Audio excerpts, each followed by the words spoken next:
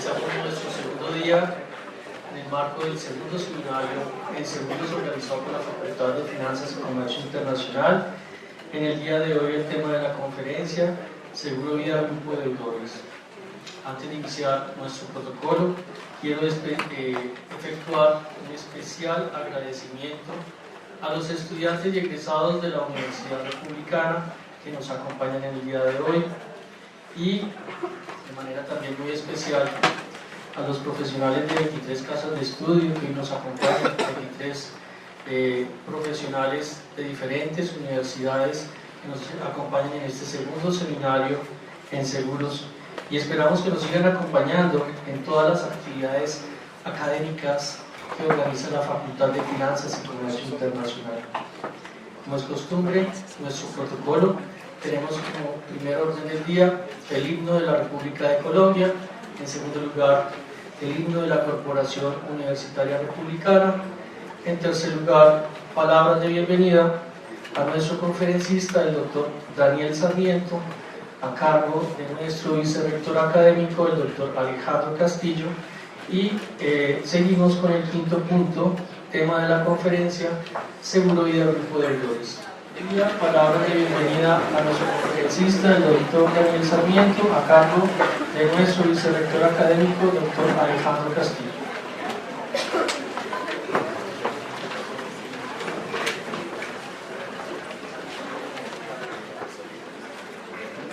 Muy buenas noches a todos y a todas los asistentes. Como ayer lo hicimos en este mismo recinto, en el cual iniciamos este segundo ciclo de conferencias sobre seguros, es para la Corporación Universitaria Republicana un reafirmar el esfuerzo que hace la Facultad de Finanzas y Comercio Internacional, convocando a todos nuestros estudiantes, docentes, investigadores y también externamente a este evento académico. Para nosotros, insistimos que la formación de los profesionales republicanos no se puede agotar en las aulas de clase. Es fundamental la formación y la orientación que imparten todos nuestros docentes en el aula de clase, pero la proyección social, el contacto con las políticas públicas, con los protagonistas del trabajo académico, laboral, financiero, público, privado, es importante.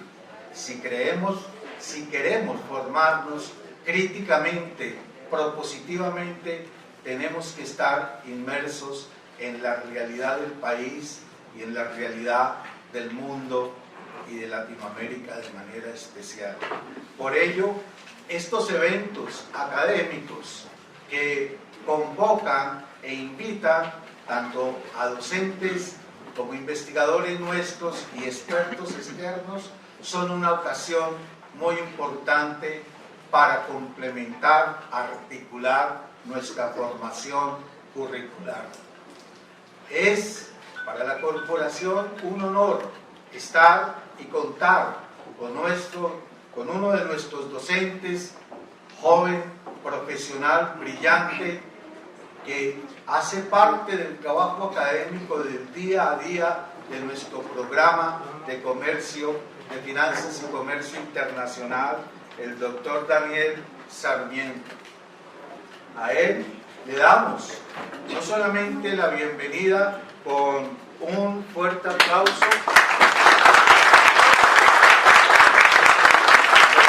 una vez un docente nuestro, un investigador, en uno de los eventos también de esta facultad me expresó: yo soy de esta casa, la bienvenida es ante todo parte de la fraternidad, de colegaje, porque es de esta casa. Quisiera de manera muy sintética resaltar algunos de los aspectos más significativos de la formación profesional del doctor Sarmiento. Viendo uno al doctor Sarmiento, compartiendo con él el día a día, uno se pregunta, ¿es factible, es real que los colombianos que queremos salir adelante y podemos sacrificar tiempo, recursos y luchar por salir adelante, se puede hacer? Miren ustedes la trayectoria del doctor Sarmiento. Es abogado de la Universidad Sergio Arboleda, donde también adelantó estudios de filosofía y humanidades y políticas y relaciones internacionales. Especialista en Derecho de la Responsabilidad Civil y del Estado de la Universidad de La Sabana.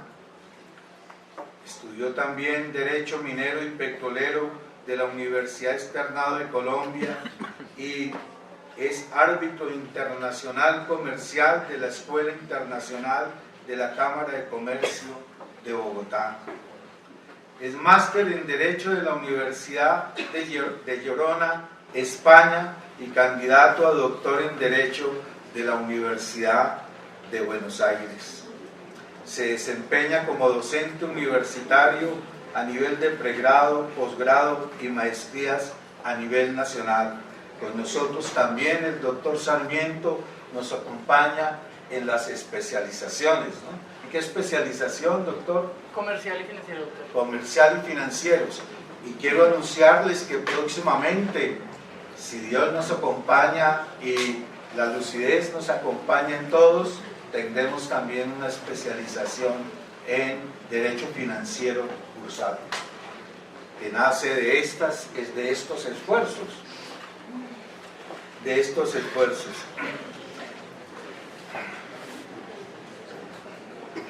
Se desempeña como docente a nivel nacional e internacional, cuenta con su propia firma de consultoría y litigio arbitral en asuntos de contratación y responsabilidad pública y privada.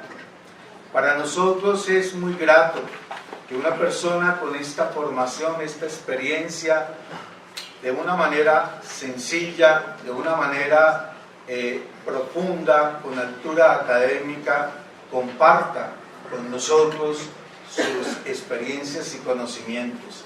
Muy amable, doctor Sarmiento, es una muestra, una vez más, de su sentido de pertenencia. Gracias. Doctor John Freddy, muy amable.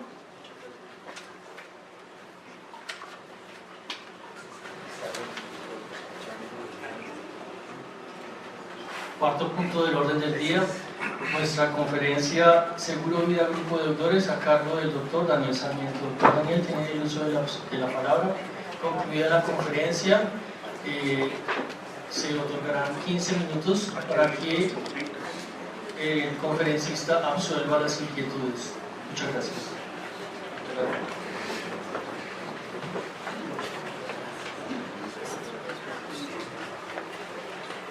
Bueno, antes de empezar, quiero hacer dos cosas. Primero, ser eficientes en las sillas que están desocupadas para que los que estén de pie tomen asiento, así que bien puedan sentarse, que no queden vacías.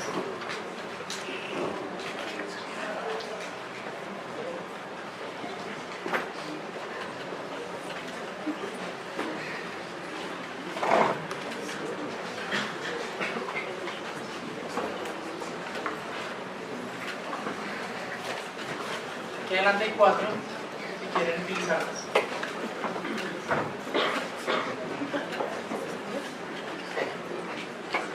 Bueno, mientras se acomodan, quiero contarles una pequeña anécdota. Yo estaba en Argentina haciendo mis cursos de doctorado y conocí a Rodrigo Plazas y a Cindy Medina, miembros de esta casa de estudio. Yo participaba de la docencia en otras universidades y me hablaron de la Republicana. Y un día vine para ayudarlos en algo y desde ese día estoy aquí. He querido mucho a esta universidad y algunos se los he demostrado. Entonces, con beneplácito empiezo esta exposición sobre el contrato de seguro vida grupo de deudores. Es un contrato que actualmente presenta muchos problemas. Desde el punto de vista de quien lo contrata y desde el punto de vista de la aseguradora. Y no hay mejor opción para explicar un tema que hacerlo vivido, neurálgico y práctico. Dentro del desarrollo pedagógico que me caracteriza es que utilizo la teoría de la navaja de Ockham. Me voy por la línea del medio, sin ser mediocre, explicando las virtudes del contrato, pero también las desventuras que tiene. Así las cosas, empecemos por mencionar que como especialista en responsabilidad debo hacer un comentario a modo de introducción del disclaimer. El disclaimer es una cláusula de no responsabilidad. Y todo lo que yo diga o deje de decir, y ustedes vean o dejen de ver, no va a ser responsable a esta casa de estudios. Asumo la entera responsabilidad por lo que aquí se exprese y por lo que aquí se diga. Sin embargo, gracias a la libertad de cátedra voy a poder mencionar muchas cosas que tengo pensado hacer.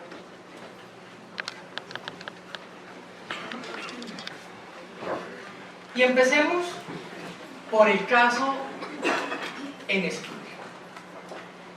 Resulta, sucede, pasa y acontece que usted como tomador, ya lo veíamos en la conferencia el día de ayer de la representante legal de seguros del Estado, la doctora Angélica, que nos explicaba el contrato de seguro y las partes del contrato de seguro. Y yo aquí les vengo a exponer cómo esos elementos estructurantes del contrato de seguros se materializan en la práctica. Y vas a mencionar un caso reciente que tuve en la oficina y que además de generarme dolor de cabeza, me enseñó, y no solamente la práctica judicial, que es abismalmente diferente a la teoría que nosotros docentes a bien les podemos enseñar en cátedra, sino también me enseñó a pulir un poco de deficiencias que tenía desde el punto de vista profesional. Todos los días se aprende. Entonces los invito a eso, a estar siempre receptivos a las enseñanzas que nos pueda dar la vida, a bien o a mal. Y el caso es el siguiente. Una señora, la vamos a denominar la tía, adquiere un seguro de vida grupo deudores como consecuencia de un préstamo. La tía hacía parte del sector público y ya vislumbrando su retiro, dijo que mejor que hacer una inversión antes de recibir la pensión en la finca que tengo para retirarme y disfrutar de mis últimos días, acompañado por el perro, el gato, el pájaro, bueno. Y decidió constituir un préstamo. Solicitó un crédito a una entidad financiera. Una entidad financiera, les diré el milagro, no el santo. No sé que esté la abogada de esa financiera, porque no la he visto por ahí. Estoy pendiente. Y entonces le dijeron, en efecto, le vamos a conceder el préstamo. Pero para ello, tendrás que constituir 2 garantías, así como tal cuento de hadas. Y ella le preguntó, ¿cuáles? Y le dijeron, una hipoteca abierta sobre tu inmueble, sobre la casa, y que pagues las primas del seguro de vida grupo deudores. Ya vamos a ver más adelante a qué hace referencia el seguro de vida grupo deudores. Pero por lo pronto les tengo que decir que ese seguro cubre o ampara los riesgos o el siniestro con ocasión de una incapacidad médico-legal definitiva superior al 50% o la muerte del beneficiario o del tomado. Ya lo vamos a ver con detenimiento. Así las cosas, ella dice, pues bueno, yo lo necesito, tengo la capacidad financiera, sigo trabajando, tengo la pensión, pues ad regnum, ¿no? Danos ese préstamo. Le dieron el préstamo y empezó el contrato a ejecutarse. Siguiente, por favor. Resulta que la vida es una incógnita, ¿no? Es como la palabra de Dios. Llega y dice, la muerte viene cuando menos se lo espera, y hace apología al ladrón. Cuando te roban, tú no estás esperando que te roben. Bueno, a menos que estés en otro papá. Y a la tía le llega la muerte sin previo aviso. Se interna en un hospital, las primas preocupadas. Esta señora tiene 3 hijas, y un sobrino abogado. Después descubrirán quién será el sobrino. Y lo primero que haces tú como abogado, como consultor o como curioso del derecho es establecer cuál es el procedimiento que se utiliza para hacer efectiva la póliza, es decir, hacer la reclamación. Entonces nos tenemos que remitir al Código de Comercio. Y en el artículo 1077 nos dicen, y eso lo decía ayer la doctora Angélica, que tenemos que demostrar la ocurrencia del siniestro y la cuantía de la pérdida. Ahora bien, será en cabeza de la aseguradora utilizar los mismos eximentes generales o genéricos que nosotros ya sabemos que nos los expusieron el día de ayer, para, tautológicamente, eximirnos de esa responsabilidad.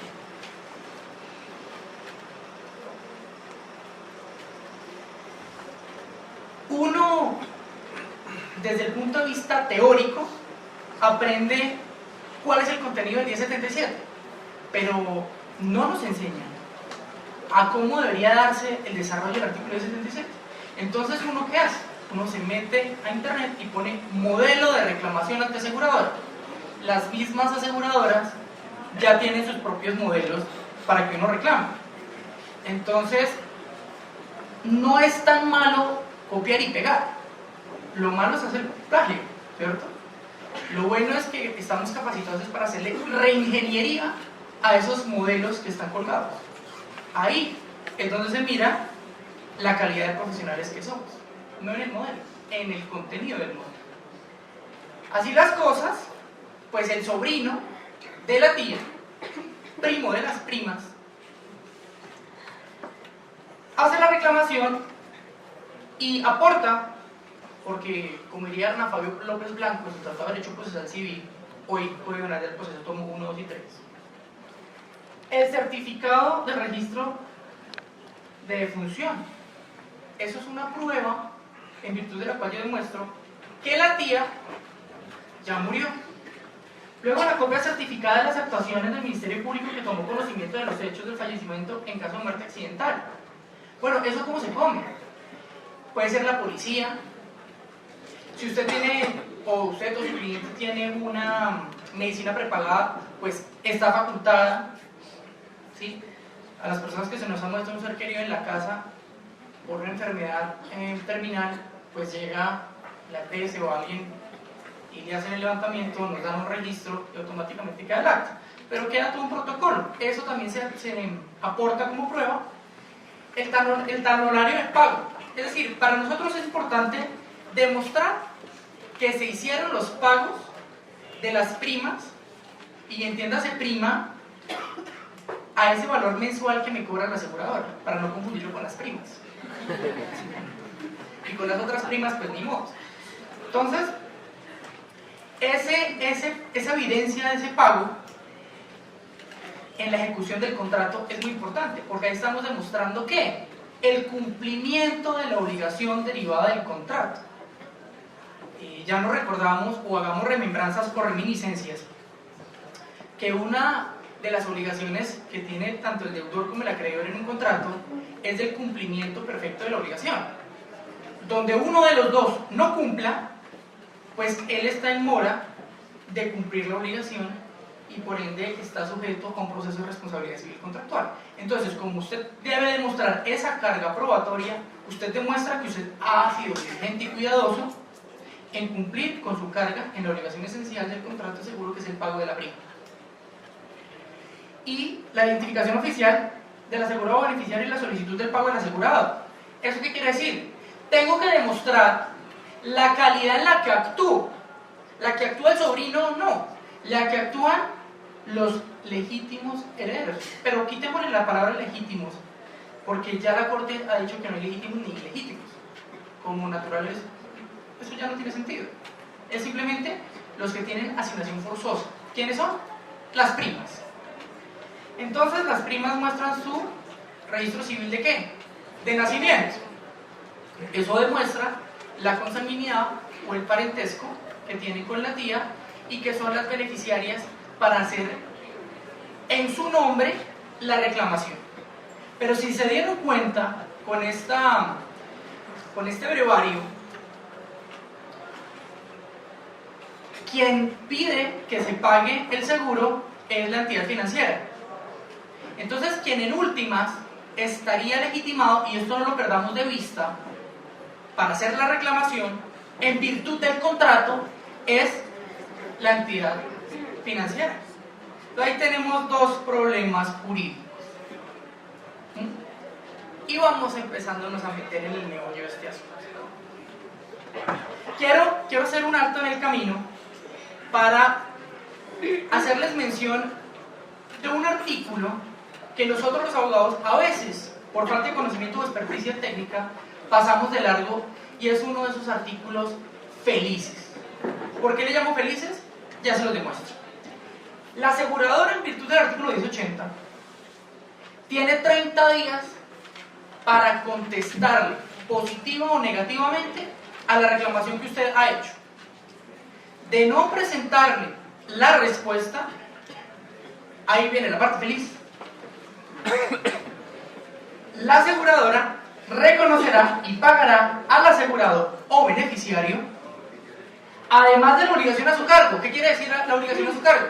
Pues el importe del valor asegurado, ya lo vamos a ver en este caso cuál es, sino además el interés moratorio, que nosotros los abogados conocemos como el interés bancario corriente más la mitad. Eso es una dicha infinita, o por lo menos para mí, que yo me pongo feliz con todo. ¿Por qué?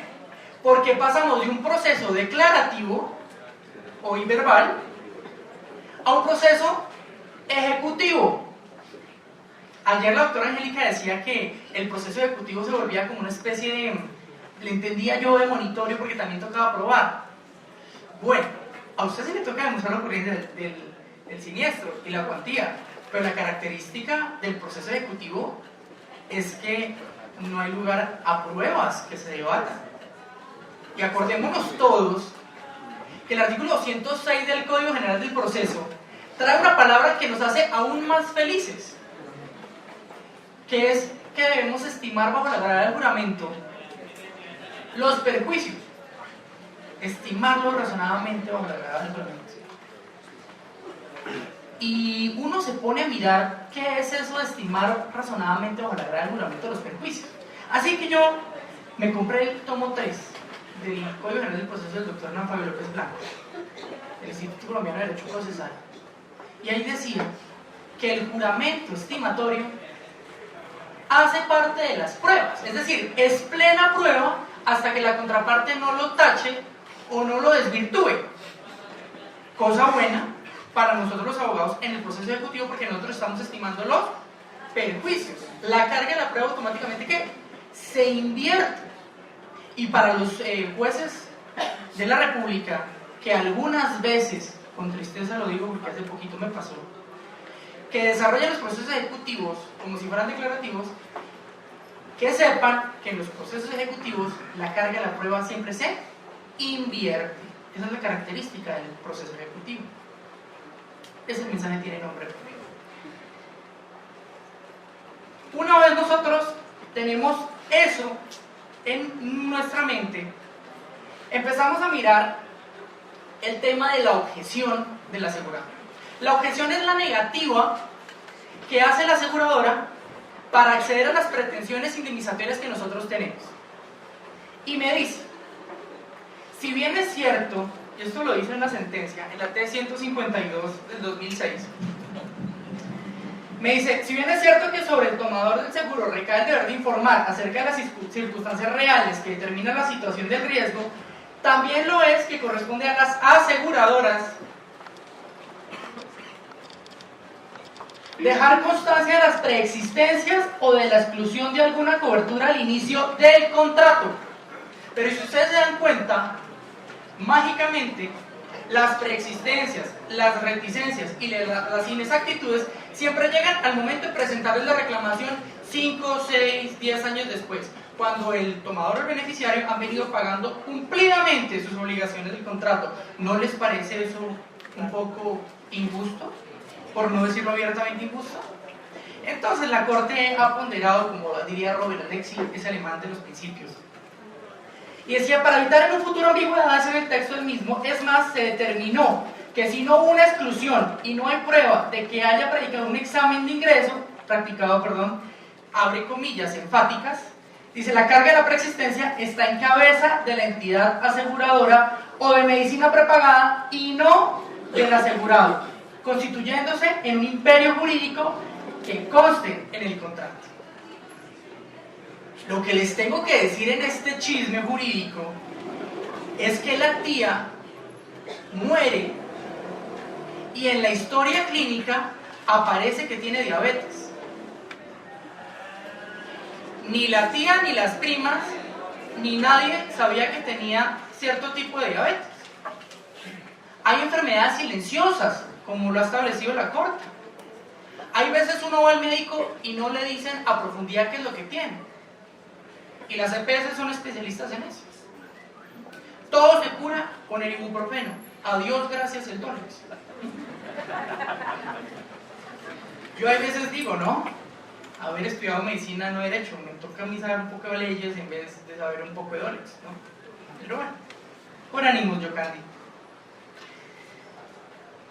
La tía se muere como consecuencia de una enfermedad silenciosa. Y la aseguradora, eso sí, grita, ¿no? Y fuerte.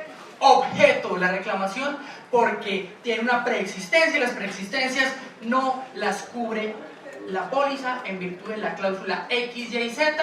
Y entonces, como jurídicamente hablamos los abogados, ¿qué pasó? De malas. No me puedo decir otras cosas. Me están grabando, ¿no? Entonces, bueno. Pero para ese problema, una solución. Y la solución está en el orden en el que nosotros presentemos la argumentación. Y aprovecho para recomendarles el libro de argumentación jurídica que sacó la Agencia Nacional de Defensa Jurídica del Estado, dirigido por López Medina. Muy importante para la redacción de texto. Entonces, vamos a tener que demostrar qué pasó en ese caso dentro del contrato de vida grupo de deudores. Y es así, como yo le digo, en primer lugar tengo una prueba documental, una recomendación amable desde el punto de vista de la pragmática jurídica, es que a los jueces, a los fiscales y a cualquier operador de justicia, nosotros debemos hacerle la tarea. No porque ellos no puedan, no, es por el volumen de trabajo que ellos tienen. Por eso, si usted le hace la tarea, es mucho más fácil que el operador judicial entienda sus pretensiones y acceda a concederle las pretensiones. Javier Tamayo Jaramillo, en uno de sus libros, y bueno, en una de sus intervenciones en el Instituto Colombiano de Responsabilidad Civil, decía que haz de tus demandas un proyecto de fallo susceptible de ser copiado por el juez en la sentencia. Y no hay cosa más cierta, estimados colegas. Hagámoslo, hagamos la tarea. ¿Por qué no hacerla? ¿Por qué evitarnos ir a un alia, a un riesgo, cuando podemos asegurarnos el resultado haciendo la estructura o la teoría del caso, como diría Fernando Velázquez en la teoría del caso en el derecho penal, para conseguir los objetivos que nos proponemos? Y yo sugiero hacer lo siguiente. Cuando nosotros hablamos de los hechos en la demanda, en este caso, ¿cuántos hechos son? 3. La tía celebró un contrato de vida grupo deudores como consecuencia de la solicitud de un crédito. En el contrato decía que amparaba incapacidad mayor al 50%, incapacidad laboral mayor al 50%, incapacidad definitiva, y o la muerte. Y tercer hecho, la tía murió. Entonces, ¿qué tengo que demostrar en el hecho primero? Pues con la prueba documental número 1 voy a demostrar que la existencia, validez y eficacia del contrato. ¿Por qué yo hablo de existencia, validez y eficacia? Porque no todos los contratos que existen son válidos y no todos los que son válidos son eficaces. Puede haber prescripción, puede haberse celebrado por incapaz. Eso es susceptible de debate. De nulidad relativa, lo vamos a ver más adelante, especialmente hablando del contrato de seguros. Y yo sugiero hacer este esquema cuando relacionemos las pruebas. ¿Por qué? Porque es fácil para el operador judicial leer el hecho número 1 y que entre paréntesis diga prueba número 1 y que vaya al acápite probatorio y que vea prueba número 1 y que en la prueba número 1 esté ese cuadro que diga, ah, prueba documental, y en el contrato que demuestra, en la prueba documental que demuestra, el contrato, y el contrato cómo lo demuestra, pues con las pólizas y las condiciones generales, y en las condiciones generales están las cláusulas para ser exigible el contrato. En el tipo de prueba número 2, la prueba documental, me dice, yo digo, bueno, ese contrato se pagó o no se pagó, es decir, yo o la tía, a la persona que estoy representando, cumplió con la obligación esencial de hacer el pago. Desde el punto de vista de las obligaciones, propiamente dicho, se tendría que decir, se dio obligación de dar, se entregó el dinero para extinguir la obligación, pues sí. Entonces, ¿cómo se demuestra? Con los comprobantes. Ahí estoy mostrando que el contrato es válido y es exigible. Y si tiene las dos, pues existe, ¿no? Y para sorpresa de nosotros, cuando en ese proceso hubo el interrogatorio de parte con la representante legal de la entidad financiera, se le preguntó si era cierto o no que habían venido haciendo los pagos hasta el día del siniestro, y dijo que sí. Entonces yo tenía la confesión en el interrogatorio de parte, en virtud del cual yo tenía la existencia, validez y eficacia del contrato. Entonces tenía 3 pruebas para hacer exigible el hecho número 1 y 3. Muy bien. Ahí me hizo falta colocar el certificado en el registro de difusión para el hecho número 3, pero ahí está bien.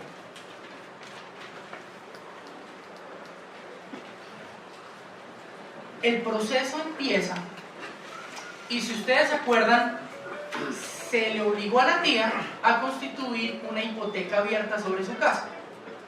Bueno, como la entidad financiera había objetado la reclamación que se le hizo por parte del sobrino abogado,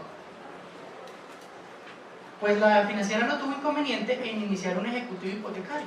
Acordémonos que hay 2 tipos de procesos ejecutivos: ejecutivo singular y ejecutivo hipotecario. El ejecutivo hipotecario es un proceso especial en virtud del cual solamente se mira la garantía hipotecaria, en virtud de la cual se va a extinguir la obligación. Y la diferencia entre el ejecutivo hipotecario abierto o cerrado está en que no se ha determinado la cuantía del crédito y los intereses, por eso se tiene que dejar la hipoteca abierta. Para el final a la postre, cerrar el crédito y hacer exigible el cumplimiento de la obligación, ejecutando puntualmente la obligación en la hipoteca. Y empieza el proceso ejecutivo hipotecario, y en el proceso ejecutivo hipotecario se contesta la demanda y se le dice al juez con vehemencia lo obvio, que el contrato de seguro de Grupo Vida Deudores estaba precisamente para amparar el siniestro que había acontecido con la muerte de la tía.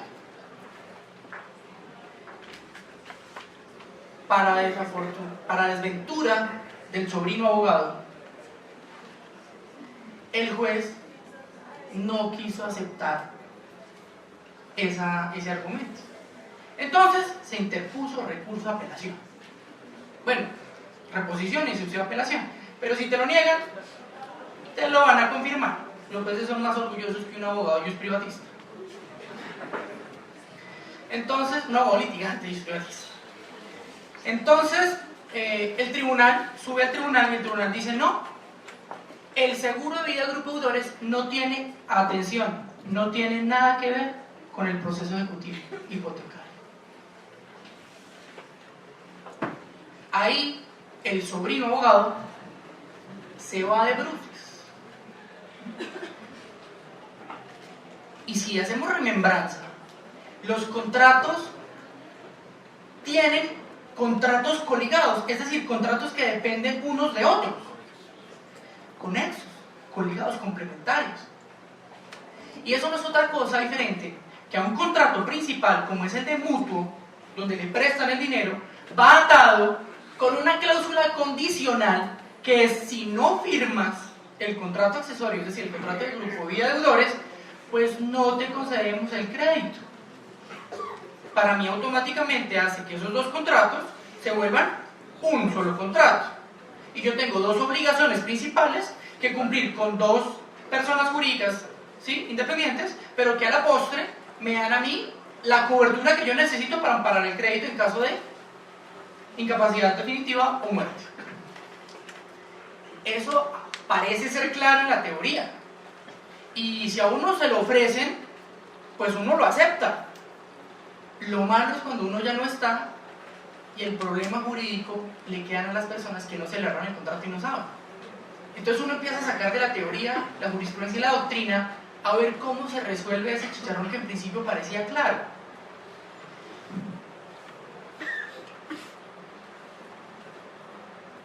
El magistrado Edgardo Villamil Portilla, muy famoso además, dice que el seguro cumple una función de garantía. No perdamos de vista el estatuto financiero, que protege los derechos del consumidor financiero, y tanto la Superintendencia de Industria y Comercio como la Superintendencia Financiera son muy estrictos con el tema del cumplimiento de la efectividad de la garantía. Y esta sentencia me dice: el seguro puede amparar la incertidumbre del acreedor sobre el cobro de la deuda, así ante el advenimiento de sucesos futuros que pongan en riesgo el pago, como la enfermedad grave o la muerte de la tía. El seguro cumple una función de garantía, pues en caso de uno cualquiera de estos eventos, el acreedor obtendría la satisfacción de la deuda. Me pregunto cómo ese juez no le hace caso a la jurisprudencia. Y nos vamos a encontrar que inclusive las altas cortes desconocen los pronunciamientos. Hay dos tipos de pronunciamientos, que valga la oportunidad pedagógica, donde son pronunciamientos verticales y horizontales. Los verticales son los que provienen de las altas cortes, y los horizontales los que vienen de los colegas de ese grado, pueden ser municipales o de circuito o inclusive los mismos del tribunal. Y estamos hablando que este precedente es vertical, no horizontal, mucho más de obligatorio cumplimiento. Sin embargo, sorprende que, y lo digo una crítica académica sana, pero hay que hacer las críticas, para eso somos académicos, para mejorar, es que cada juez tiene su propio derecho. Cada juez tiene su propio criterio jurídico. Entonces no se vuelve una inseguridad, sino una ruleta rusa. Entonces, ¿dónde te corresponde la demanda? ¿Este juez qué tiene? ¿Cómo ha fallado? Es un trabajo que, además de práctica jurídica, nos motiva a hacer una investigación jurisprudencial según el juez. Eso no debería ser así. Deberían ser criterios unificados. Y dice: no podrá el acreedor elegir entre acudir a la prenda general con olvido del amparo, pues en hipótesis semejantes estaría siendo nugatoria la protección del seguro que también brinda al deudor, ya que cuando éste paga la prima, no solo ampara al acreedor, sino que protege su patrimonio de ser perseguido en manos de sus herederos en caso de muerte. Se trata entonces de una garantía personal, según la cual, a la muerte o incapacidad física del deudor, otro, el asegurador o la aseguradora asume el pago. ¿Se dieron cuenta de forma fehaciente el error judicial en el que incurre en el ejemplo propuesto? ¿Cómo es posible que uno en la contestación de la demanda demuestre la existencia del contrato de mutuo con la entidad financiera, pero también demuestre el cumplimiento de la obligación condicional con el contrato de seguro de vida del grupo deudores, y decirle al juez: mire, señor juez, esto se une como el yin y el yang, como tu corazón y el mío, para hacer un todo, y ese todo es inquebrantable? Y no lo digo yo, porque a uno no le creen, lo dice la jurisprudencia de las altas cortes, y aún así las altas cortes, en cabeza del tribunal, lo rechazaron. En ese caso, le tocaba al sobrino abogado cambiar la estrategia jurídica, porque ella vio que por la vía que tenía establecida la misma jurisprudencia no se podía llegar a feliz término.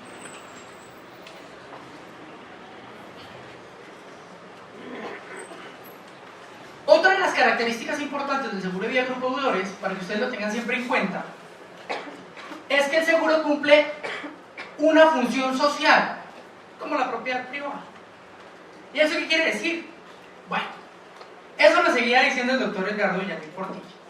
Decía, el seguro cumple una de sus más importantes funciones sociales. Al servir de sostén de la organización familiar, en efecto, representa un auxiliar de los planes de adquisición de vivienda a largo plazo. De acuerdo con estos planes, el adjudicatario se compromete a amortizar gradualmente la deuda cuya efectividad está garantizada con hipoteca sobre la vivienda adjudicada. Con la muerte del deudor, en este caso la tía, se torna imposible para su esposa e hijos cubrir las cuotas de amortización, en este caso las primas o un tercero. De ahí que sea usual el seguro de vida para que a la muerte del adjudicatario la propiedad quede libre de todo gravamen mediante la imputación de aquel al pago de la obligación pendiente. No entendemos cómo nos sacan ese llamamiento en garantía que como deudores hacemos a la aseguradora para que ampare la deuda que había dejado la tía. En palabras, mucho palabras más, palabras menos, quienes estaban obligados al pago del saldo insoluto del crédito por la muerte de la tía eran las primas. Y no estábamos hablando de una suma irrisoria o susceptible de ser solventada. Estábamos hablando de poco más de 300 millones de pesos. No es mucho, tampoco es una cifra escandalosa, ¿no? Pero saque usted 300 millones de pesos de buenas a primeras para exigir una obligación que no es suya. Y desde el punto de vista del derecho civil sucesiones, la muerte del causante no extingue la obligación, porque la obligación es de género y el género no perece. Hemos malentendido el tema, porque las únicas obligaciones desde el punto de vista de la muerte del deudor que perecen son las intuito persona. Entonces tenemos ese problema.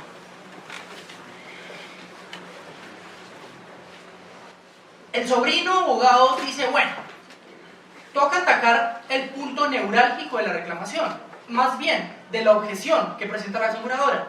¿Cuál es? La preexistencia. Entonces vámonos con preexistencia, porque si yo ya no puedo hacer exigible el contrato en virtud de que es una garantía para el cumplimiento de la obligación insoluta con la financiera, entonces vámonos con preexistencia. Y sobre preexistencia, pues hay contratos de seguro. Pero si se dieron cuenta, la doctrina en contratos seguros es muy limitada a lo que siempre se ha dicho en contratos de seguro, ¿cierto?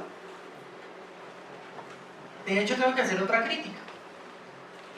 En el Código de Procedimiento Civil se podía alegar que la aseguradora tenía que objetar de forma, abro paréntesis, negrilla y en vocativo, de forma seria y fundada.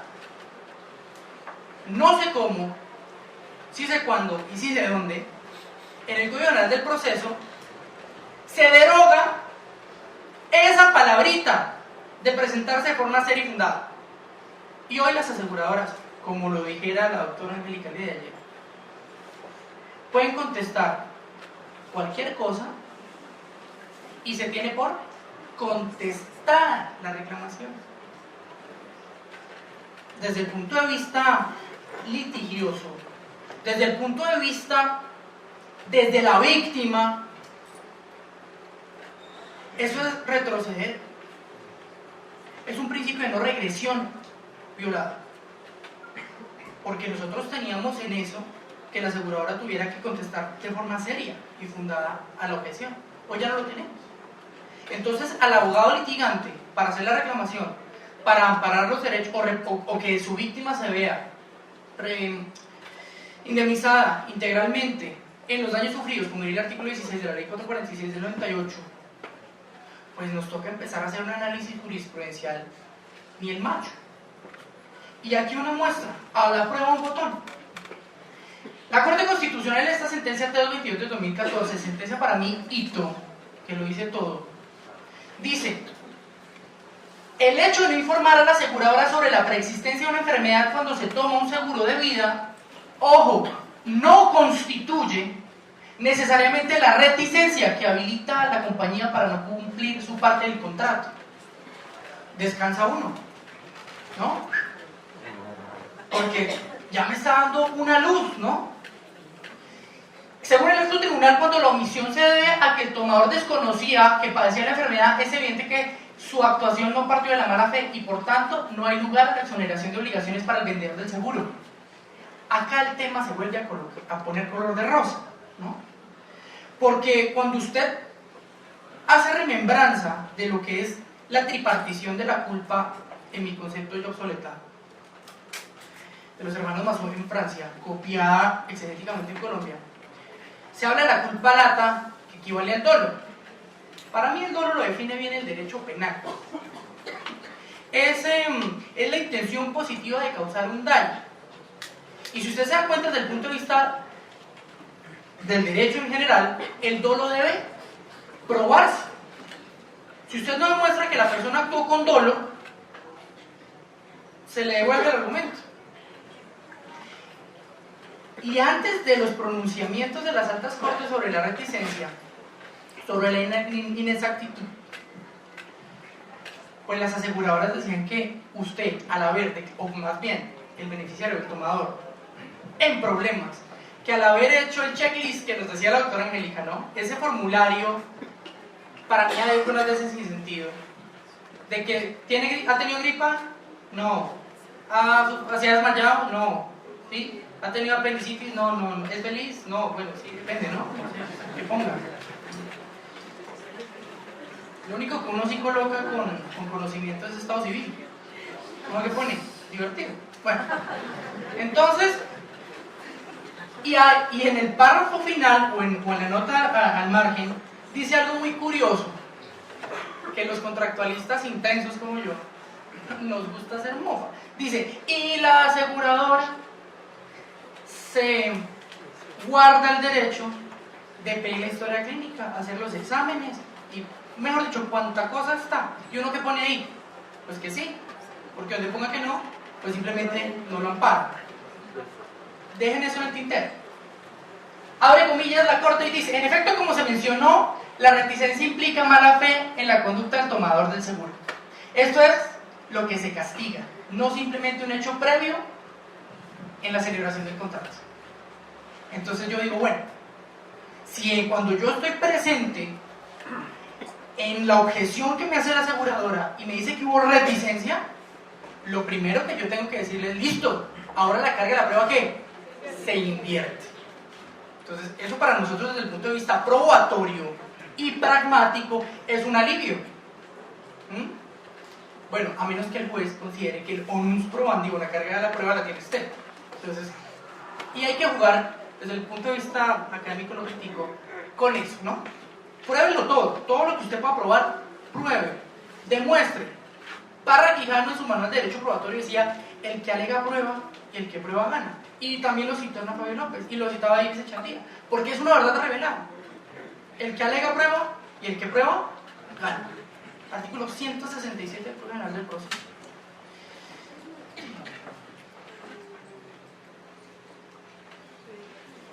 Luego, el sobrino de la tía se encuentra con un argumento que lo hace saltar como Catherine Ibargüen.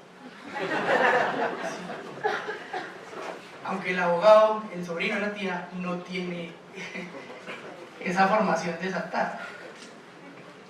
De acuerdo con el fallo, dice la sentencia del doctor Luis Ernesto Vargas, la aseguradora debe pedir exámenes médicos previos, ahí se me arregla la vida, a la celebración del contrato, pues de lo contrario no puede alegarse la preexistencia alguna en un futuro.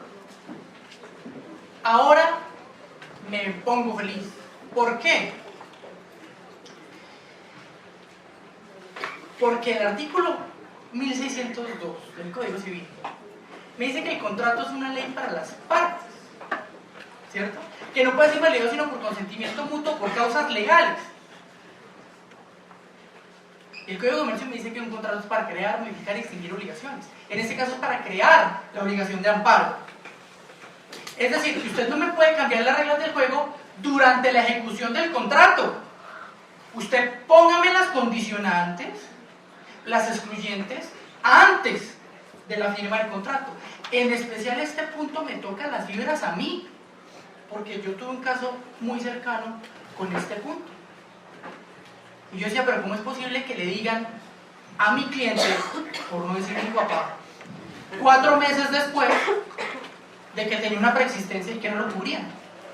4 meses después de haber celebrado el contrato, con una prepagada. Bueno, el no pago de la póliza debe obedecer a que la aseguradora probó tanto la preexistencia como la reticencia del asegurado a informarlo, pues solo la evidencia de la mala fe la habilitaría para no cumplir con sus obligaciones. Entonces tenemos 2 elementos de juicio categórico para nosotros hacerle el recurso de reposición o entablar nuestra acción ante la superintendencia financiera como protección al consumidor financiero. Claro, sientas en la libertad de demandar en la jurisdicción civil o en la superintendencia financiera, porque ambos conocen por prevención. ¿Eso qué quiere decir? Ambos son competentes para dirimir el litigio. La diferencia que usted puede demandar o denunciar. Puede demandar desde el punto de vista de la reclamación patrimonial para indemnización de daños o poner en conocimiento a la superintendencia financiera para que los multen administrativamente por el incumplimiento de sus deberes legales o contractuales. Lo mismo ocurre ante la superintendencia de industria y comercio. Los invito a entrar a la página de la superintendencia financiera. Ahí van a encontrar un ABC de las funciones de la super. Documento pequeño pero supremamente útil para los curiosos en estos temas, que a la postre les van a servir como abogados o como consultores o en fin. Bueno, sí.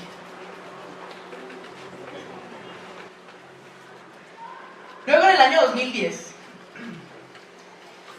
me dicen, el tomador está obligado a declarar. Y yo voy a mirar aquí. Dice, el artículo 58 dice, el tomador está obligado a declarar sinceramente los hechos o circunstancias que determinan el estado del riesgo, según el cuestionario que nos hablaban ayer, que se ha propuesto para la aseguradora. La reticencia o la inexactitud sobre los hechos que, conocidos por el asegurado, lo hubieran retraído de celebrar el contrato o inducido a estipular condiciones más onerosas, producen la nulidad, perdón, aquí me faltó una R, ¿sí? Relativa del contrato de seguro. ¿Esto qué quiere decir? Hay 2 tipos de nulidades, tanto en lo civil como en lo comercial, inclusive en lo público. La nulidad absoluta y la nulidad relativa. La nulidad absoluta no puede ser subsanable. El efecto jurídico es la inexistencia, inoponibilidad del acto, y la nulidad relativa sí permite que se subsane. ¿Eso qué quiere decir? Que si la aseguradora no tomó correctivos al respecto, está asumiendo, dice la teoría, dice la doctrina, dice la jurisprudencia, de forma tácita el estado del riesgo del tomador o beneficiario. Y hay que tomar eso en cuenta, porque eso nos modifica la sentencia al final del día. Pero eso cómo se come, eso cómo se aplica. Vamos a ver. Si la declaración no se hace con sujeción a un cuestionario determinado, la reticencia o inexactitud producen igual efecto si el tomador ha encubierto por culpa hechos o circunstancias que impliquen agravación objetiva del estado de riesgo. Si la inexactitud o reticencia provienen de error inculpable del tomador, el contrato no será nulo, pero el asegurador solo estará obligado en caso de siniestro a pagar un porcentaje de la prestación asegurada equivalente al que la tarifa o la prima estipulada en el contrato represente respecto a la tarifa o la prima adeudada al verdadero estado del riesgo, excepto unas causales del artículo 65. Ojo con esto, las sanciones consagradas en este artículo no se aplican si el asegurador, antes de celebrarse el contrato, ha conocido o debió conocer los hechos o circunstancias sobre que versan los vicios de la declaración, o si ya celebró el contrato, se allana a subsanarlos o los acepta expresa o tácitamente.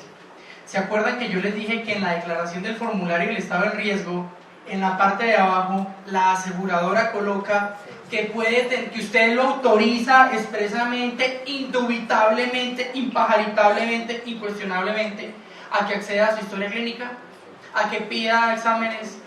¿Se acuerda de eso? Pues bueno, en este caso la Corte dijo, opera al revés. ¿Usted tenía acceso? Si usted tenía acceso, ¿por qué no lo hizo? Entonces ahí cobra sentido el penúltimo parágrafo del artículo 1604, que me habla de la diligencia y cuidado, está en cabeza de quien ha debido emplearlo. ¿Y quién ha debido emplear la diligencia y cuidado?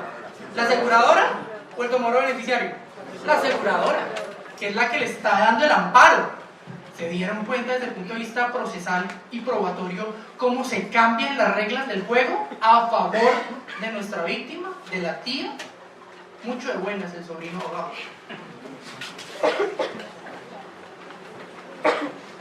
Y doctores, esto no es otra cosa que la dicha de saber leer.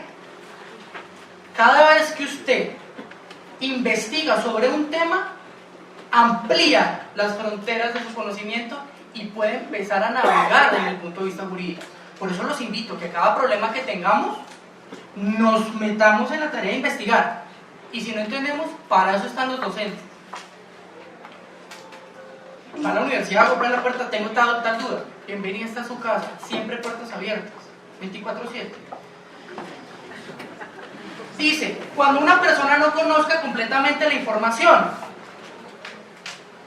dice, y lo tengo que colocar con comillas y me disculpan tanta letra en las diapositivas antitécnicos desde el punto de vista de las presentaciones, pero para mí es muy necesario porque es que es lo que ha dicho la Corte. No es lo que ha dicho el propio contrato, es lo que ha dicho la Corte. Y son procedentes verticales. Y esos son los argumentos que usted debe saber para desarrollar su argumentación en frente a las objeciones de las entidades financieras. Y nos dice, la preexistencia puede ser eventualmente una mera reticencia. Por ejemplo, si una persona conoce un hecho anterior a la celebración del contrato y sabiendo esto no informa al asegurador, dicha condición, por evitar que su contrato se haga más oneroso, sencillamente la otra parte decida no celebrar el contrato, en este preciso momento la preexistencia sí será un caso de reticencia. Eso pasa muchas veces, ¿sí? Que a usted efectivamente o a nuestro cliente lo inyectan con insulina y todo el tiempo tiene que aplicarse las inyecciones y él dice, ¿tiene diabetes? Y él pone no, porque necesita ¿qué? El seguro, y lo ampara. Luego mira la historia clínica y hace 4 años atrás, antes de la celebración del contrato, usted tenía sus inyecciones de insulina, o nuestro cliente. Entonces nos mintieron vilmente. Tenemos 2 opciones jurídicas. Desde el punto de vista ético, decirle no te acompaño en el proceso porque ahí no hay nada que pelear, porque tú faltaste a la verdad. Y nosotros somos abogados, no leguleros o consultores desde el punto de vista financiero. No podemos permitir esa clase de pecadillos, porque el pecadillo no es grande ni chiquito, sigue siendo pecado. Lo mismo no sucede cuando una persona, ojo, no conozca completamente la información que abstendría a la aseguradora a celebrar el contrato o de hacerlo más oneroso, por ejemplo, enunciativamente. ¿Eso qué quiere decir?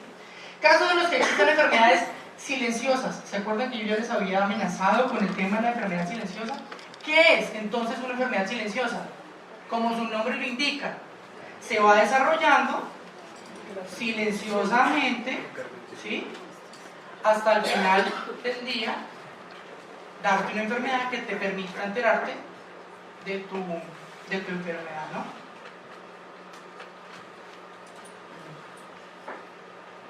En aquellos eventos el actor del asegurado no sería de mala fe, sencillamente no tenía la posibilidad de conocer completamente la información y con ello no es posible que se le deje sin la posibilidad de recibir el pago de la póliza.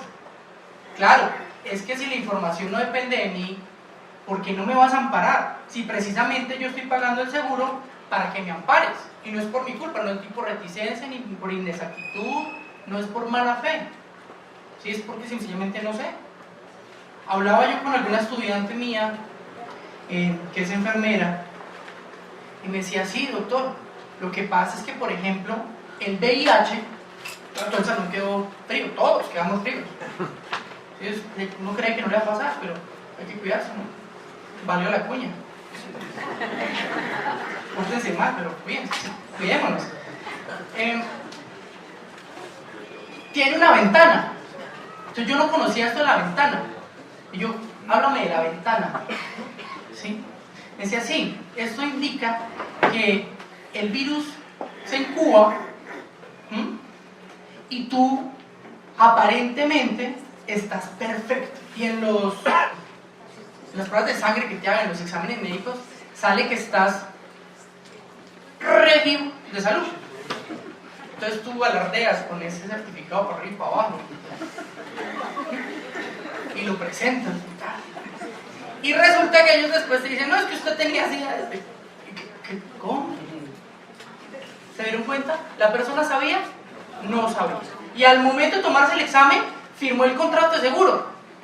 La pregunta es, ¿por qué hacerle más gravosa la condición al asegurado beneficiario cuando no sabía? Acuérdense que lo que se castiga siempre es la ¿qué? La mala fe. Ojalá las novias supieran la importancia de la mala fe. Uno no hace todo con mala fe.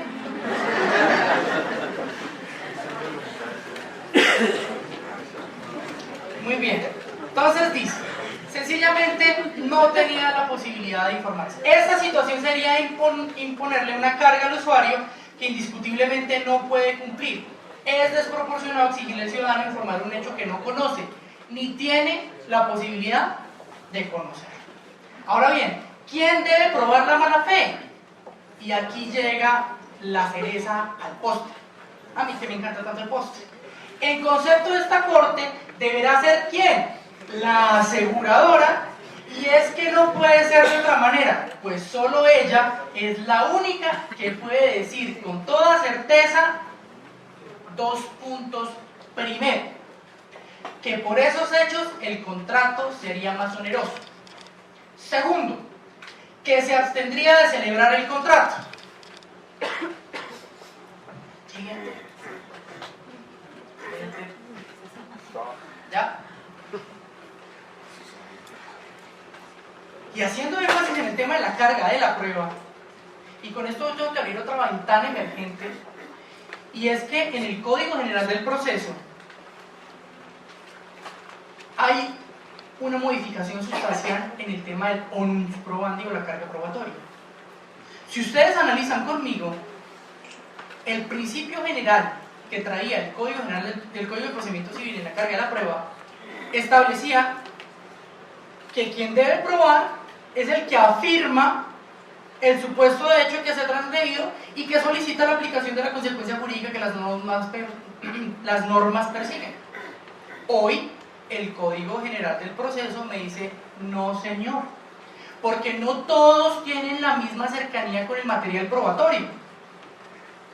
Entonces, si la aseguradora, en virtud de su profesionalización, de su tecnificación, está más cercana o tiene mejor acceso a las historias clínicas, yo tengo que hacer un comentario. Es decir, mientras usted va a cualquier hospital o clínica para que lo atiendan, a usted se demoran 2 horas para saber quién es usted. La aseguradora tiene 3 minutos para saber quién es usted, qué tiene, qué no tiene, quién es su novia, por qué lo dejaron. Es así. Entonces, el Código General del Proceso hace esa modificación y dice, un momentico, quien esté en mejor de posición de probarlo, debe hacerlo. ¿Eso qué quiere decir? Que quien celebró el contrato, y estos contratos son de cláusulas generales predispuestas, no son contratos de discusión, son categóricamente contratos de adhesión. Entonces, usted, señora aseguradora, por tener el vínculo, el contrato, me hace el favor y se prueba que usted tiene mejor acceso al material, que usted, bueno, ya mirarán ustedes en el tema del 167 del Código General del Proceso.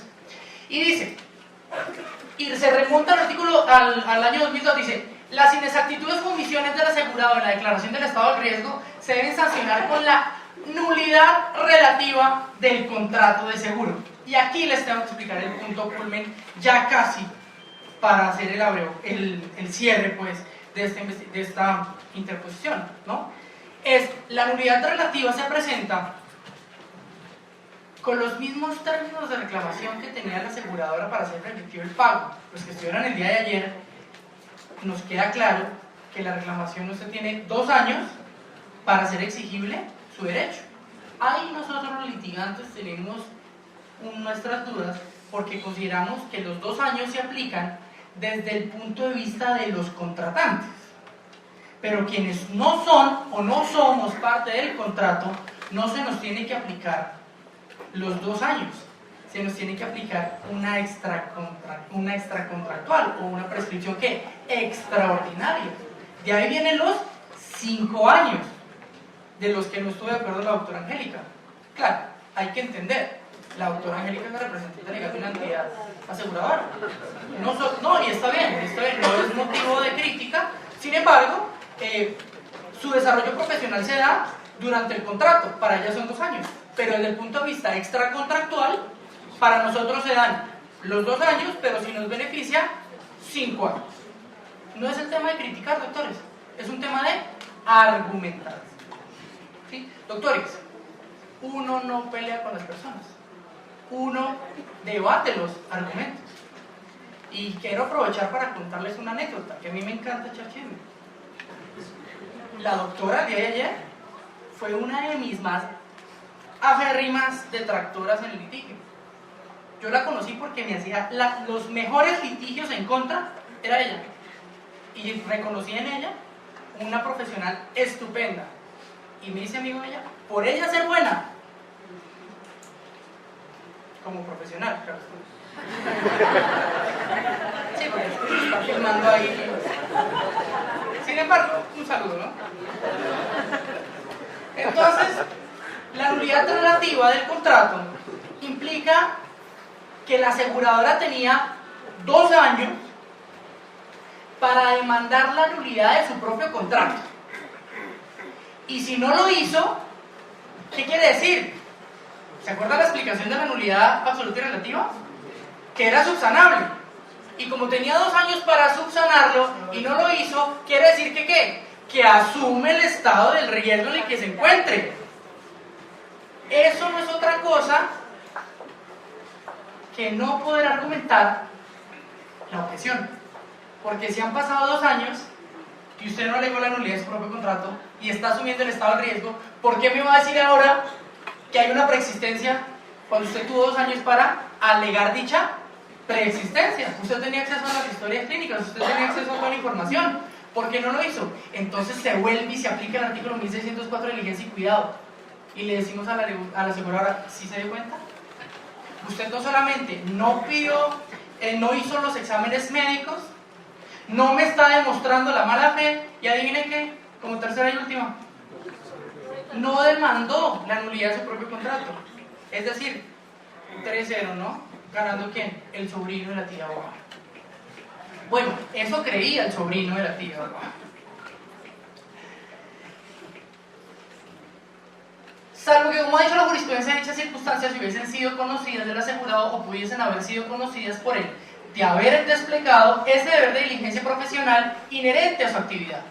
Lo anterior significa que la reticencia solo existirá siempre que la aseguradora, en su deber de diligencia, no pueda conocer los hechos debatidos.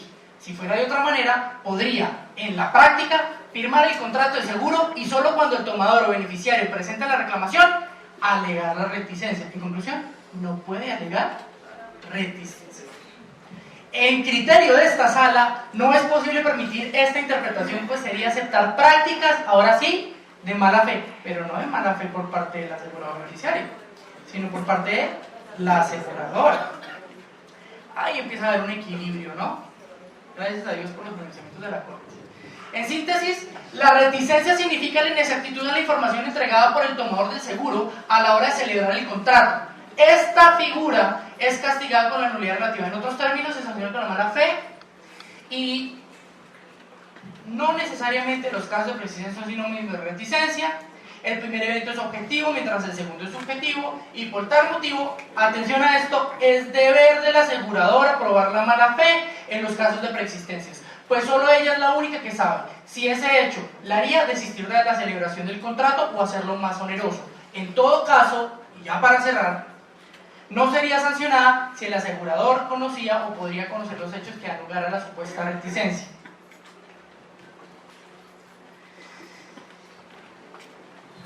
Luego me dice a mí la Corte, mire, para entender este tema, voy a colocarles un ejemplo. Y amparo los derechos de un mínimo vital de una persona mayor de 72 años, cuando decía que pese a perder el 89% de capacidad laboral, casi nada, ¿no? Le siguieron cobrando una obligación adquirida antes de la fecha de estructuración. ¿Se da cuenta lo importante de cumplir con las obligaciones esenciales de los contratos? Es que no tengo mucho tiempo, o si no aquí les traía una mano de chismes jurídicos.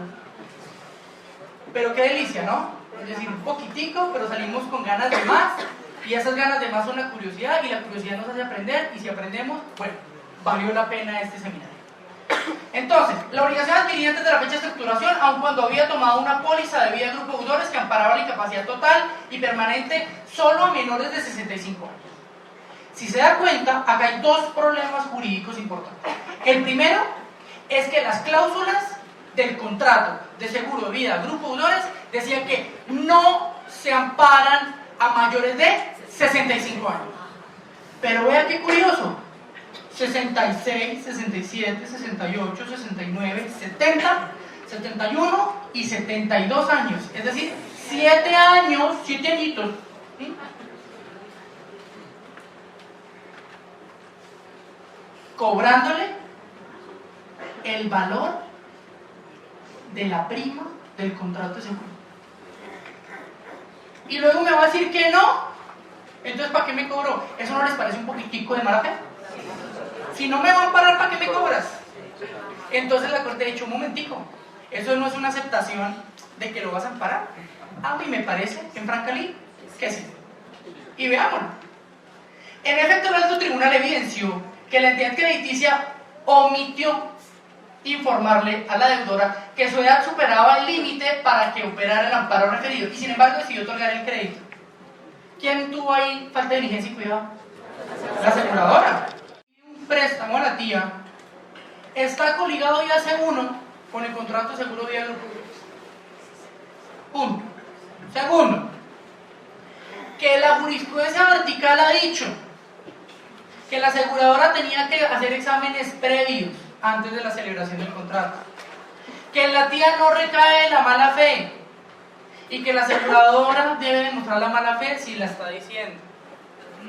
Y tercer y último argumento, su señoría, no lo digo yo, lo dice la corte, y presentes verticales, que es que la aseguradora tenía que haber demandado la nulidad de su propio contrato si consideraba que tenía reticencia o inexactitud, y tampoco lo hizo. Así que su señoría, no me crea a mí, crea la jurisprudencia vertical. Y cerramos con lo que nosotros creíamos un broche de oro, que a tristeza nuestra, pues eso parecía un broche de bronce. Oro Golfi, cuando le querían a uno vender algo, ¿no? Eso es oro Golfi. Quiero contarles algo, ¿no? Alguna vez estaba comprando una cadenita para alguien y me decían, esto es plata. Y le dije, claro, demuéstramela. No, esta plata no se demuestra. Bueno, tanto el oro como la plata se demuestran. Todo lo contrario sería oro Golfi o plata, no sé cómo me llame, plata de eso. Plata Golfi. Para cerrar, porque aquí donde me ven, estas luces me tienen asándome, ¿no? ¿Soy brillante? No, mi cara también. Todas las autoridades públicas, y lo ha dicho la Corte Constitucional, con ponencias del doctor Ernesto Vargas Silva, que el precedente es vinculante. ¿Usted sabe qué es eso? ¿Usted sabe la fuerza que tiene con la reforma de la justicia que tuvimos en el 2010? Que el precedente jurisprudencial tiene fuerza de ley. Bueno, más fuerza que esto, ¿no? Pero es fuerza de ley. ¿Y eso qué implica? ¿En qué traduce? Vea, todas las autoridades públicas, ¿cuáles? Todas. Administrativas se encuentran sometidas al imperio de la Constitución y la ley. Bueno, basta recordar en la pirámide de Kelsen que el artículo 230 de la Constitución dice, abro comillas, los jueces de sus providencias estaban sometidos al imperio de la ley. Empieza la jurisprudencia de su criterio nacional de interpretación. Pues están sometidos al imperio de la ¿qué? De la ley. Si se dio cuenta, la jurisprudencia tiene fuerza de ley. Así que, ahí está el vínculo. Dice, por expreso mandato constitucional, lo cual implica el necesario acatamiento del precedente judicial emanado de las Santas Cortes. El entendimiento del concepto, abro comillas, imperio de la ley, al que están sujetas las autoridades administrativas y judiciales, debe comprenderse como referido a la aplicación del conjunto de normas constitucionales y legales, incluyendo la interpretación jurisprudencial de los máximos órganos judiciales. Hoy añade la Justicia Especial para la Paz. Y porque son los máximos tribunales o los órganos de cierre. Y con Animus Yocandi, pues la W con Julito Sánchez. Sí, es una de las cortes en Colombia que abre a pruebas, juzga y cierra. Y sin jus pataleus. Pero un saludo, Julito. Entonces dice, debe comprenderse como referido a la aplicación del conjunto de normas constitucionales y legales, incluyendo la interpretación jurisprudencial de los máximos órganos judiciales. Todas las autoridades administrativas se encuentran obligadas a interpretar y aplicar las normas a los casos concretos de conformidad con la Constitución y la ley. El mandato constitucional reseñado implica que las autoridades administrativas deben aplicar las normas legales en el acatamiento del precedente judicial de las altas cortes o los fundamentos jurídicos aplicados en los casos análogos o similares. Aplicación que en todo caso debe realizarse en consonancia con. Señor juez. Y además, yo soy intenso. Para los que me conocen así lo dicen, ¿no? Yo llegué a los alegatos de conclusión con un estudio de la Universidad Javeriana, de unos chicos de pregrado, sobre un análisis, una línea jurisprudencial sobre contratos y agricultores. Y llegué con el documento impreso. Y me fui con el último berrinche de la jurisprudencia sobre el contrato de vía agroproductores 2017. Me lo llevé impreso. Y el señor juez dijo, declararon un ratico de receso. Entonces, su señoría, si usted gusta, aquí está el estudio de la Javeriana y aquí está la sentencia. Me dijo, bueno. Yo dije, bueno, cualquier duda se tiende a favor del investigado, en este caso indubio pro tía. Yo en ese caso quería indubio pro sobrino abogado. Yo estaba prácticamente muy angustiado, no puedo expresarme de otra forma, aunque quisiera. Llegamos, yo vi que el juez tenía duda en sus ojos, como cuando Fiona se quiere ir con otro, tú ves duda en sus ojos. Entonces yo dije, esa mirada la conozco, señor juez. Entonces yo dije, bueno, cualquier duda se tiene a favor de la tía. Entonces yo feliz salí a almorzar con las primas. Perdón, el sobrino abogado salió a almorzar con las primas. Y llegamos, y para tristeza mía y de las primas, el juez decide que en los procesos ejecutivos hipotecarios el contrato de segura vida grupo de deudores no tiene nada que ver y condena al pago a las primas. Y por si fuera poco, él también tenía su cereza en el pastel, pero la cereza era dulce para él, amarga para el sobrino, porque dijo, condenes en cosas en 16 millones. Automáticamente las primas miraron al primo con ganas de, queremos cometer un delito penal, nos vamos de criminal. Virgen Santísima, yo empecé a bolear camándula en ese juzgado. Yo no podía creer lo que me estaba pasando. Yo dije, bueno, Dios le da sus mejores batallas a sus mejores. Entonces yo empecé a darme fe, ¿no? Yo tengo una confianza en mí mismo que hasta ni yo me la creo. Entonces yo llegué y le dije, su señoría, él usa la palabra por favor. Ejerzo mi jus pataleus, es decir, el derecho de apelar, el recurso de alzada, ¿sí? Ese túnel con luz al fondo, que le llaman apelación. Entonces apelé y sustenté. Y me dieron audiencia ante el Tribunal Superior de Bogotá. 5 magistrados. Todos imponentes, todos serios. Yo dije, qué susto, ¿no? Ahora hay que argumentar 5 veces mejor. Entonces hice un estudio exhaustivo más aún para yo llegar allá a hablar de forma puntual. ¿Sí? Si usted está siendo escuchado por 5 magistrados que saben, pues tu nivel de argumentación tiene que ser aún mayor. Y los invito a estar preparados para eso. Ay, no, que cuando llegue el momento me va a preparar.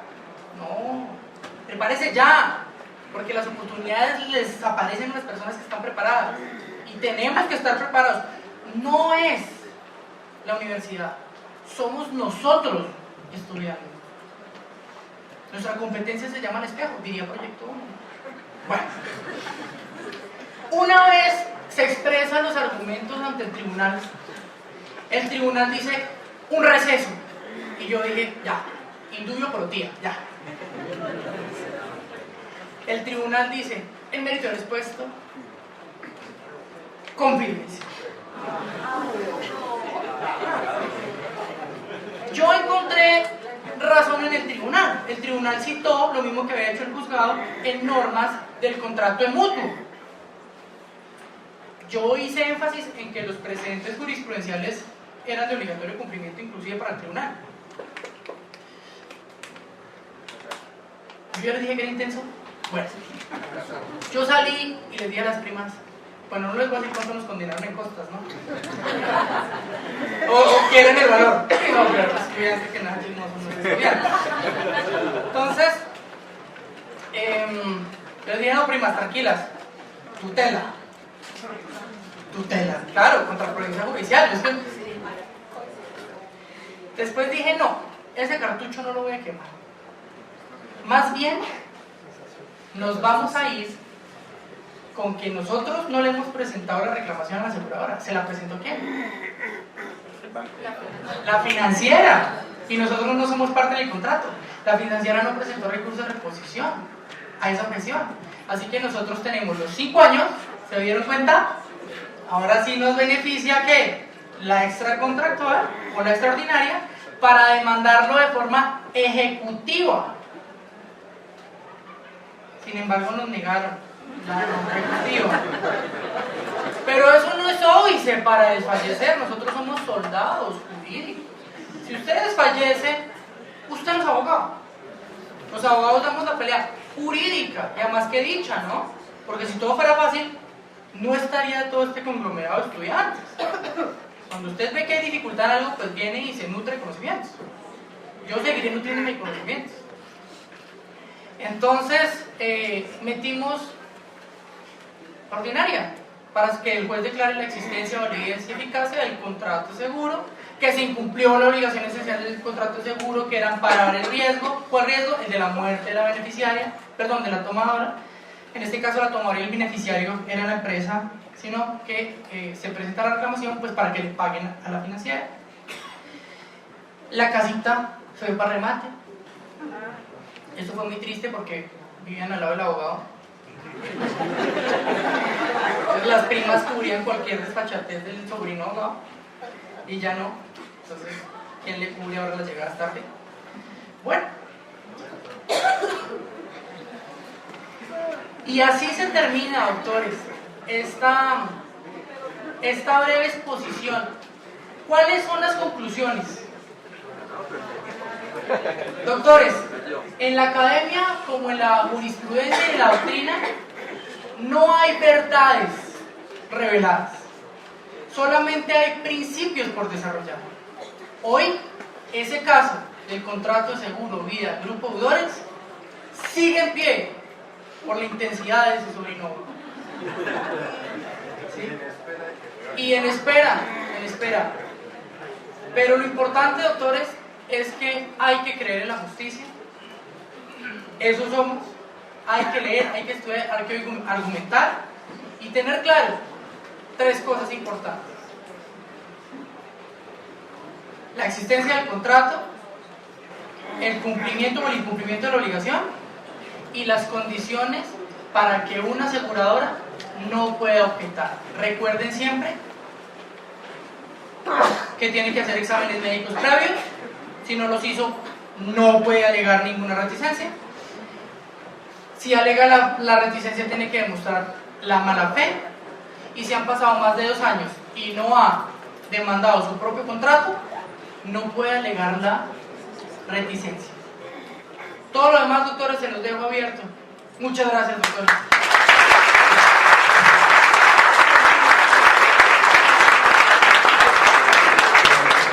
Bueno, hemos culminado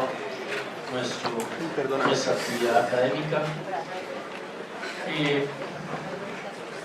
Yo creo que es muy importante resaltar... Doctores, no se vayan, no hemos acabado, es grosero el tema de que se paren y se vayan como si esto fuera obligatorio. Esperen, 2 segunditos. Es muy importante resaltar que en el desarrollo de este seminario, los conferencistas, en primer lugar, tenemos la presentación de la parte aseguradora. Hoy tenemos la presentación de un litigante. Cada rama, cada contrato de seguro es totalmente diferente. Lo que hoy ustedes están escuchando a través de nuestros conferencistas, en las próximas conferencias se darán cuenta que esos principios que rigen para este contrato de seguro no rigen para otro contrato de seguro. Por ejemplo, el seguro de cumplimiento. Pues acá tenemos unas estructuras básicas en los contratos, y cuando uno va al contrato de seguro de cumplimiento se estrella porque eso que me dicen acá no se cumple del otro lado. Por eso es muy importante que nosotros empecemos desde ya a diferenciar cada rama, a diferenciar cada contrato de seguro. Los contratos de seguros todos son diferentes y hay que analizarlos muy cuidadosamente, hay que leer los contratos, pero hay que saber también diferenciar esas modalidades contractuales. Por eso, el día de ayer, cuando se hicieron las preguntas, recordábamos que el tema de ayer era seguro de responsabilidad civil, y yo le dije a la conferencista si ella quería responder frente a casos que no eran de la conferencia, porque, por ejemplo, el SOAT tiene una estructura diferente frente al seguro de responsabilidad civil. Entonces, las respuestas van a ser diferentes, no podemos aplicar lo del SOAT en la responsabilidad civil, y no podemos aplicar lo del seguro de responsabilidad civil en el contrato de cumplimiento, en el seguro de cumplimiento. Son seguros totalmente diferentes. Y eso es lo que nos importa a nosotros acá, que empecemos a establecer esas diferencias, en primer lugar, y en segundo lugar, a escuchar las diferentes vertientes, los diferentes pensamientos, la parte aseguradora, la parte del litigante. En estos días habrá un conferencista que es el corredor de seguros con más de 30 años de experiencia. Entonces, es muy bueno que ustedes obtengan esos conocimientos, pero más que conocimientos es la experiencia que se tiene. Buenas noches, yo tengo una pregunta para el doctor y es muy puntual. Teniendo en cuenta que una de las características del contrato de vida deudor es que entra a cubrir las enfermedades, ¿sí?, o la incapacidad total y permanente a partir del momento en que se desembolsa el dinero. Es decir, en un caso particular que tengo, ¿cómo podría refutar que la objeción que me dio la aseguradora fue por una enfermedad anterior pero declarada por el asegurado? Sea lo primero decir que toda consulta genera honorarios. No, mentiras. No, usted está en su casa y aquí estamos para resolverle sus dudas y sus casos. Está bien. Bueno, habría dos cosas que quiero decir, y es: si el contrato dice que empieza a partir del desembolso del dinero, es una cosa, pero la regla general es que corre a partir de las 12 horas o las 24 horas, 12 de la noche del día siguiente. Eso hay que tener en cuenta. Pero si tu póliza tiene una condición donde empieza, bueno, se regirá por eso. El tema de quién diagnostica la enfermedad o no. Quien diagnostica la enfermedad es tu médico, ¿no? En tu historia clínica. Yo tengo una crítica constructiva, realmente destructiva, a las aseguradoras. Las aseguradoras hay veces se extralimitan en sus funciones, y entonces ellas son las que dicen qué enfermedad tienes tú, en qué proporción te van a indemnizar, cómo hace el deudor, desde el punto de vista del cumplimiento de las obligaciones, para establecer él, en su calidad de deudor, cuánto le tiene y en qué porcentaje le tiene que dar al acreedor. Eso me parece supremamente chocante desde el punto de vista de las obligaciones. Quien tiene que establecer eso es el juez, en virtud de las pretensiones del mismo acreedor. Por eso el artículo 106 del Código General del Proceso dice que hay que cuantificar los daños. Entonces, cuando hay una disputa en el tema de la enfermedad, yo sugiero peritos. Entonces tú puedes aportar tu médico, el médico o la historia clínica, eso es una prueba documental irrefutable. Y segundo está la Junta Regional de Invalidez, y si la Junta Regional de Invalidez no satisface tus pretensiones, entonces tú tienes objeciones serias y fundadas, pues apelas y eso va para la Junta Nacional de Invalidez. Entonces digamos que tienes elementos de juicio para empezar a estructurar tu defensa en cuanto a ese punto particular, que es quién diagnostica la enfermedad y en qué proporción. ¿Está bien? ¿No? Bueno, después hablamos si quieres. Tengo todo de café. Una complementación a la respuesta de nuestro conferencista, y es que el seguro vida grupo de deudores no ampara enfermedades, ampara el crédito, el saldo absoluto de la deuda. Buenas noches, bueno, pues yo soy del tercer semestre, no miro muy bien el... Tranquilo, bienvenido. Bueno, digamos en este caso muy particular, digamos que el representante comercial, el personal de ventas, hace su labor de pues darle a la persona la oportunidad de que conozca hasta cierta medida el producto que se le está ofreciendo, ¿sí? Partiendo de eso, digamos que en el área de ventas debería tomar parte en la responsabilidad, digamos, de representar a la empresa, casi como un representante legal, digámoslo así, porque está dando a conocer un producto y por tanto, pues al punto que quiero llegar sin tantos rodeos, se puede tomar como un vicio del consentimiento de ese contrato que esa persona haya omitido el hecho de que hayan unas excluyentes o que hayan algunos parámetros para que, digamos, la persona diga no lo quiero tomar porque eso que me está vendiendo usted me lo está vendiendo de una manera equívoca. Usted va por buen camino. Espero le guste el derecho privado. Dios te bendiga y no te condene. Bueno, muy bien. Molestando, ¿no? Está siendo grabado, pues, bueno, primero hay que partir de la base que la responsabilidad es de la persona jurídica, en este caso la aseguradora. ¿Qué pasa cuando es el agente comercial que incurre en errores o en falta de deber de información, que vimos que era determinante para el proceso? Pues bueno, responde la aseguradora por una tesis que se llama ineligiendo e invigilando, ¿sí? Responden por la responsabilidad que tienen los empleados del empleador por ese vínculo de subordinación que hay, y por eso responde la empresa. Entonces, no es responsabilidad de la persona que te vende el seguro, es responsabilidad de la aseguradora.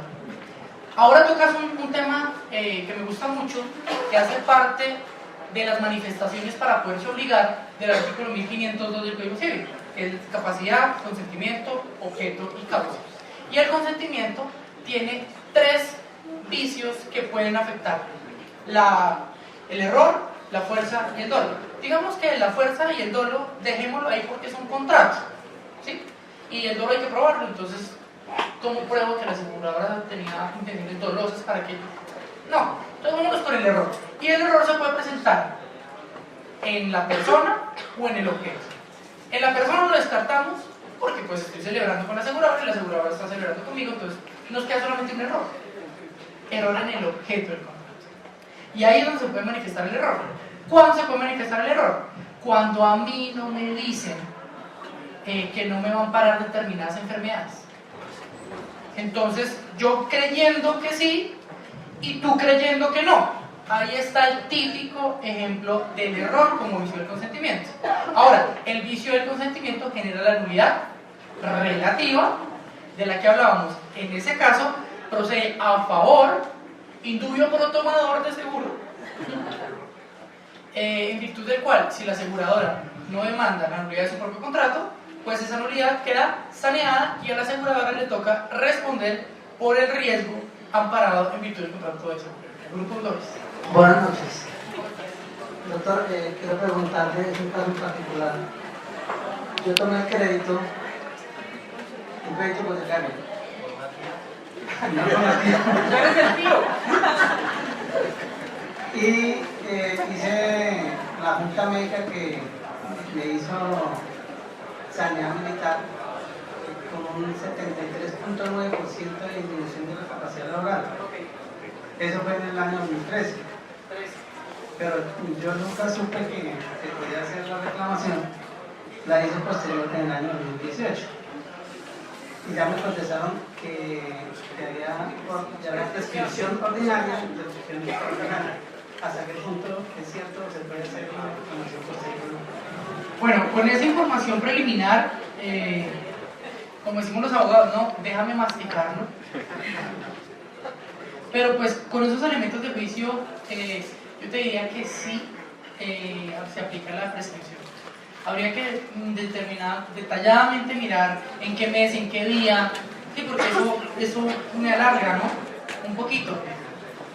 Pero preliminarmente y siendo lo más irresponsable, diría que prescribió. Ahora, con lo que acabas de saber y con lo que vas a aprender en este seminario permanente Contrato Seguro, muy seguramente te van a quedar mucho más claras las preguntas y vas a tener en cuenta el día, el mes y el año, y así vas a contar el término.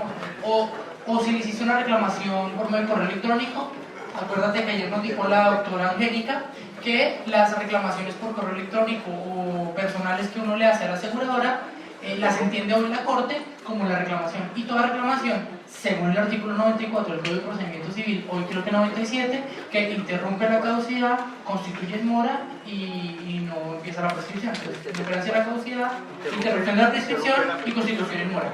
Entonces tendrías que mirar eso. Entonces, pero en este caso, si el crédito está activo, Tienes que pagarlo.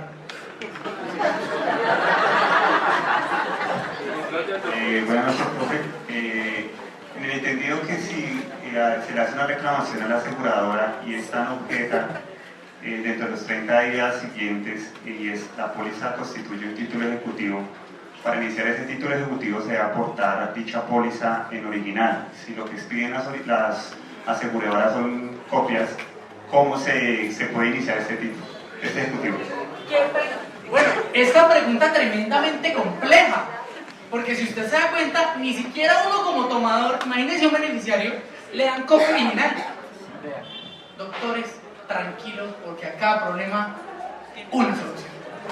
El Código General del Proceso hoy trae como elementos materiales probatorios la exhibición de documentos, la inspección judicial. Bueno, eso ya lo sabíamos, pero hoy nos enfatiza. ¿Y eso qué quiere decir? Compaginando con la carga dinámica de la prueba, usted le dice al juez: mire, señor juez, quien tiene el original es la aseguradora, así que por favor, por medio de la carga dinámica de la prueba, oficie a la aseguradora a que aporte el original, y no lo hizo, le niegan la prueba. Entonces, ¿usted qué tiene que hacer? Pídalo por medio de derecho de petición. Ahora, usted pidiendo el derecho de petición hoy puede meter la demanda mañana, porque usted en las pruebas dice y respuesta al derecho de petición. Pero ojo, no le dejes abiertas las posibilidades al juez. La idea es hacer una demanda infranqueable, ¿sí?